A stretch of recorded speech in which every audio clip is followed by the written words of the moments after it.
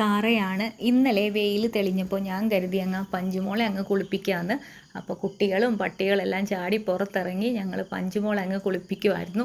അപ്പോൾ ഞാൻ കരുതി ഈ ഓട്ടോമാറ്റിക് വണ്ടീനെക്കുറിച്ച് നിങ്ങളോടൊന്ന് എനിക്കറിവുള്ള കാര്യം പറയാമെന്ന്. ഓട്ടോമാറ്റിക് വണ്ടി എല്ലാവരും കരുതും ഭയങ്കര എളുപ്പമല്ലേ? ശരിയാണ്, ഭയങ്കര എളുപ്പമാണ്. മറ്റുള്ള വണ്ടികളെക്കാളും മാനുവൽ വണ്ടികളെക്കാളും കുറച്ചുകൂടി എളുപ്പമാണ്, നമുക്ക് സിമ്പിളായിട്ട് ഹാൻഡിൽ ചെയ്യാം. പക്ഷെ അതിനൊരു കുഴപ്പമായിട്ടും അത് ഭയങ്കര റിസ്ക് ആയിട്ടും തോന്നിയിരിക്കുന്നൊരു കാര്യം, മാനുവൽ വണ്ടികൾക്ക് ഗിയർ മാറ്റുമ്പോഴാണ് നമുക്ക് അതിൻ്റെ സ്പീഡ് ഇതാവുന്നത്. ഓട്ടോമാറ്റിക്കിന് ഗിയർ ഇല്ലാത്തത് കൊണ്ട് തന്നെ നമ്മൾ അറിയാതെ വല്ല പൂച്ചയോ പട്ടിയൊക്കെ വണ്ടിയുടെ മുമ്പിൽ ചാടിക്കഴിഞ്ഞ് കഴിഞ്ഞാൽ നമ്മൾ പെട്ടെന്ന് ടെൻഷനായി ആക്സിലേറ്ററിൽ നല്ല രീതിയിൽ ചവിട്ടിക്കഴിഞ്ഞിട്ടുണ്ടെങ്കിൽ ഇതങ്ങ് പറന്നു പോകും ഒരു കൺട്രോൾ ഇല്ലാതെ. അപ്പം തന്നെ നമ്മുടെ മനസ്സിൻ്റെ ധൈര്യം വീണ്ടെടുത്ത് ബ്രേക്കിലേക്ക് കാല് പോയില്ല എന്നുണ്ടെങ്കിൽ നമുക്ക് നല്ല അപകടം വരും. പിന്നെ ടാറ്റയുടെ വണ്ടി ആയതുകൊണ്ട് ഭയങ്കര സേഫാണ് എന്നാണല്ലോ ഇവർ പറയുന്നത്. അപ്പോൾ ഇതുവരെ അങ്ങനെ ഒരു വലിയ അപകടങ്ങളൊന്നും എനിക്കും പറ്റിയിട്ടില്ല. പിന്നെ അതുകൂടാതെ ഇതിൻ്റെ ഒരു പ്രശ്നം എന്ന് പറഞ്ഞു കഴിഞ്ഞാൽ അത് പ്രശ്നമായിട്ടും തോന്നിയിട്ടുണ്ട്, ചില സമയത്ത് നല്ലതായിട്ടും തോന്നിയിട്ടുണ്ട്. ഈ വണ്ടി ഇണങ്ങുന്നതിന് മുമ്പായിട്ട് ഈ ഓട്ടോമാറ്റിക് വണ്ടിക്ക് മറ്റുള്ള വണ്ടികളുടെ കാര്യം എനിക്കറിയില്ല, ടാറ്റ പഞ്ചിന് ഫസ്റ്റ് സെക്കൻഡ് ഇതിലെല്ലാത്തിലും ഒരു ലാഗിങ് ഉണ്ട്. ആ ലാഗിങ് ഉള്ളത് കൊണ്ട് തന്നെ ചില ടൈമിൽ നമ്മൾ കൈയൊക്കെ ഇണങ്ങി നല്ല ധൈര്യമൊക്കെ ആയി വരുമ്പോൾ ഓവർടേക്ക് ചെയ്യാൻ നോക്കും. ഓവർടേക്ക് ചെയ്യണ സമയത്ത് ഈ ഫസ്റ്റ് സെക്കൻഡിലേക്ക് ഈ വണ്ടി അങ്ങ് മൂവിങ് ആവത്തില്ല. അപ്പോൾ ചില സമയത്ത് നമ്മൾ പേടിച്ചു പോകും. ഓപ്പോസിറ്റ് ലോറിയൊക്കെ വരുന്നെങ്കിൽ ഇതിങ്ങനെ ലാഗ് ചെയ്യുമ്പോൾ നമ്മളവിടെ പെട്ടുപോകും നടുക്ക്. അങ്ങനെ ഒരു പ്രശ്നമുണ്ട്. അതല്ലാതെ ഇതിൻ്റെ ഒരു ഗുണമായിട്ട് എനിക്ക് തോന്നിയിരിക്കുന്നത്, നമ്മൾ ഈ വണ്ടി ഇണങ്ങണ സമയത്ത് നമ്മളറിയാതെ എത്ര പ്രഷറിൽ ഈ ആക്സിലേറ്റർ കൊടുത്താൽ ഇത്ര സ്പീഡ് വരും എന്നൊക്കെ പഠിക്കണ സമയത്ത് ഈ ലാഗിങ് ചില സമയത്തൊക്കെ ഒരു ഗുണമായിട്ടുണ്ട്. കാരണം പറന്നു പോകേണ്ട വണ്ടിക്ക് ഒന്ന് ചെറുതായിട്ടൊരു പിടുത്തം ബാക്കിലേക്ക് വലിക്കുമ്പോൾ നമുക്കൊരു ഓർമ്മ വരും, ഓക്കെ ഇത്രയും ചവിട്ടിക്കഴിഞ്ഞാൽ ഇത്രയും വരും എന്നുള്ളൊരു ഓർമ്മയുണ്ട്.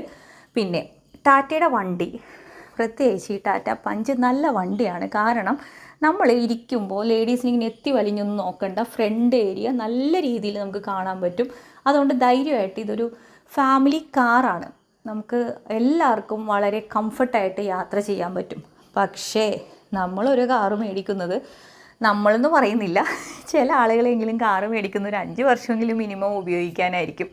അപ്പോൾ നമുക്കൊരു 2 വർഷം ഒക്കെ ആകുമ്പോഴേക്കും, എനിക്കൊരു 2 വർഷം അടുക്കെ ആയപ്പോഴേക്കും ചെറിയ ചെറിയ കംപ്ലൈൻ്റൊക്കെ വരാൻ തുടങ്ങി.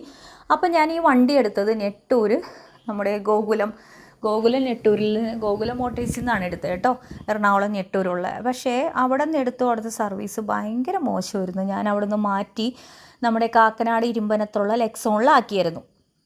എന്നിട്ടും സെയിം അവസ്ഥ തന്നെ ഗൈസ്, സെയിം അവസ്ഥ. 6 മാസത്തിൽ ഒരിക്കൽ, അതായത് 6 മാസം, ഞാൻ ഈ കഴിഞ്ഞ 6 മാസം എല്ലാ മാസവും പഞ്ചുമോൾ അവിടെ അഡ്മിറ്റായിരിക്കും.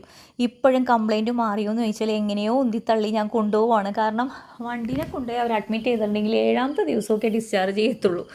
അപ്പോൾ അതുകൊണ്ട് ദയവ് ചെയ്ത് ടാറ്റക്കാരോടും ഇവരുടെ ലെക്സോൺ ഗോകുലം മോട്ടേഴ്സൊക്കെ കാണുന്നുണ്ടെങ്കിൽ അവരോട് പറയുന്നു, അറ്റ്ലീസ്റ്റ് ഒരാളെങ്കിലും പണിയറിയാവുന്നവരെ നിർത്തിക്കൂടെ നിങ്ങൾക്ക്? കാരണം നല്ല വണ്ടികളാണ് ടാറ്റ ഇറക്കുന്നത്. പക്ഷേ സർവീസ് മോശമായാൽ പിന്നെ എന്ത് ചെയ്യാൻ പറ്റും?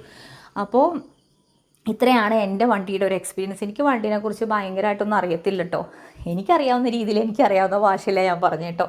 അപ്പോൾ ഇന്നലെ ആകമാനം ഒരു മൂഡ് ഓഫ് ആയ ഒരു ദിവസമായതുകൊണ്ട് എനിക്കൊരു കോമഡി സിനിമ കാണണമെന്ന് തോന്നി. അപ്പോൾ അങ്ങനെ തൃപ്പൂണിത്തറയിൽ സെൻട്രൽ ടാക്കീസ് എന്ന് പറഞ്ഞിട്ട് ചെറിയ തിയേറ്ററാണ് കേട്ടോ, പക്ഷേ എല്ലാ സൗകര്യങ്ങളുള്ള ഒരു ചെറിയ തിയേറ്റർ, പാർക്കിംഗ് ഒക്കെ ഉണ്ട്. അപ്പോൾ നമ്മുടെ കുഞ്ചാക്കോ ബോബൻ്റെ ഗിർന്നല്ലേ, അതെ, സിംഹം ഗർജിക്കുന്ന സൗണ്ടാണ് കേട്ടോ ഗിർ എന്ന് പറഞ്ഞ സിനിമ കാണാൻ പോയി. അയ്യോ, തുടക്കം മുതൽ അവസാനം വരെ ചിരിച്ച് മണ്ണ് തപ്പാവുന്നൊരു സിനിമ. കോമഡി സിനിമ ഇഷ്ടമുള്ളവർ ധൈര്യമായിട്ട് എല്ലാവരും, വീട്ടിലുള്ള എല്ലാവരെയും പറക്കിയിട്ട് പോയി കണ്ടോട്ടോ. നല്ല അടിപൊളി സിനിമയാണ്. അപ്പോൾ കണ്ടിട്ട് അഭിപ്രായം പറയണം കേട്ടോ. ഇത്രയൊക്കെ ഉള്ളൂ കാര്യങ്ങൾ കേട്ടോ.